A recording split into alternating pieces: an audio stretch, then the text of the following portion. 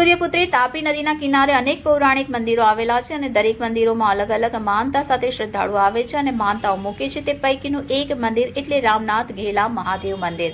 આ મંદિરમાં વર્ષોથી એક પ્રથા ચાલતી આવી છે અને તે પ્રમાણે અહીં લોકો પોષ વદ એકાદશીના દિવસે જીવતા કરચલા ચડાવે છે।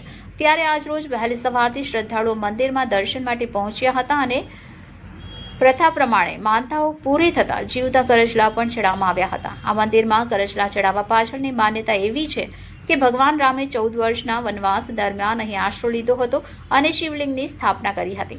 ભગવાન રામે રાજા દશરથનું શ્રાદ્ધ પણ અહીં કરવાની ઈચ્છા ધરાવી હતી, પરંતુ બ્રાહ્મણ નહીં હોવાને કારણે તેઓ નિરાશ થયા હતા અને તે દરમિયાન સમુદ્રદેવને ભગવાન રામ અહીં હોવાની જાણ થઈ હતી અને તેઓ અહીં ભગવાનને જોવા પ્રગટ થયા હતા।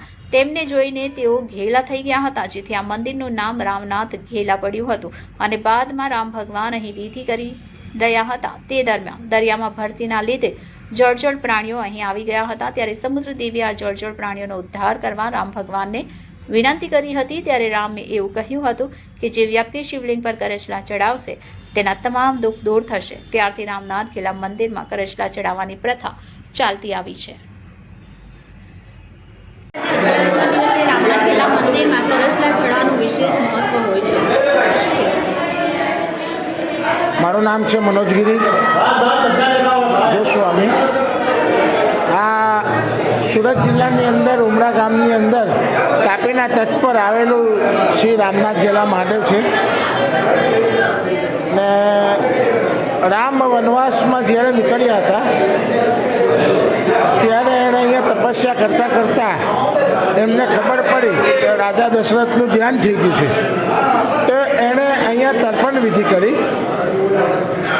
તર્પણ વિધિ કર્યા પછી નદીમાંથી જે પ્રવાહ આવ્યો એમાં જીવજંતુ આવ્યા। એવા જીવજંતુમાં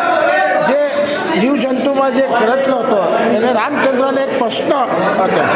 પ્રશ્નમાં એને પૂછ્યું એટલે એને એક વરદાન આપ્યું કે વરદાનમાં જે કાનની અંદર લાગતી જે પસ થાય એ બીમારી હશે ને આ રામનાથ દાદાની માનતા લેશે તો એ માનતા એને પૂર્ણ થાય ને સાલગીરીના નિમિત્તે આજે પોષવદ એકાદશીના દિવસે જે લોકો માનતા લઈ ગયા હોય છે એ આજે ફક્ત વર્ષમાં એક દિવસ પોષવદ એકાદશીના દિવસે જ આ માનતા પૂર્ણ કરવામાં આવે છે।